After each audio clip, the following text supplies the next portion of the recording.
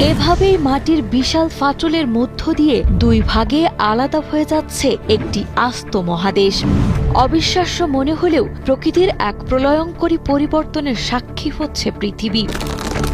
বিজ্ঞানীরা বলছেন, east African rift সিস্টেমের কারণে আফ্রিকা মহাদেশটি ধীরে ধীরে ছিঁড়ে যাচ্ছে, যা ভবিষ্যতে জন্ম দেবে এক নতুন মহাসাগরের।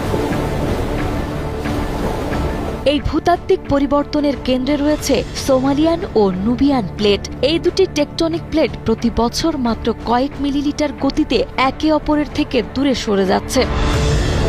2018 সালে কেনিয়ায় হঠাৎ তৈরি হওয়া এক বিশাল ফাটল বিশ্ববাসীকে মনে করিয়ে দেয় যে পায়ের নিচের মাটি মোটেও স্থির নয়।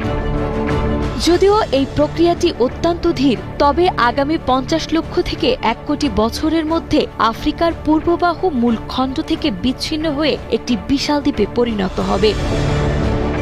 আমাদের ভিডিওগুলো বাগেরহাট থেকে দেখছেন FK ইয়াসিন, MD আলামিন খান দেখছেন প্যারিস থেকে, MD হেলাল শেখ রাজশাহী থেকে, MD শাহ আলম দেখছেন চট্টগ্রাম থেকে, মালয়েশিয়া থেকে দেখছেন MD হাসান শেখ। আপনি কোথা থেকে দেখছেন তা জানিয়ে দিন কমেন্ট বক্সে। যেখানে আজ মরুভূমি বা সমভূমি, সেখানেই একদিন রাজত্ব করবে বিশাল সমুদ্র। পৃথিবীর মানচিত্র থেকে মুছে যাবে চেনা আকার, যুক্ত হবে নতুন মহাদেশ। কোটি কোটি বছর আগে এভাবেই দক্ষিণ আমেরিকা ও আফ্রিকা একে অপরের থেকে আলাদা হয়েছিল। প্রকৃতির এই ভাঙন আমাদের জানান দিচ্ছে, মানুষের ইতিহাস ক্ষণস্থায়ী হতে পারে, কিন্তু পৃথিবীর রূপান্তর অনন্তহীন ও অবিনশ্বর।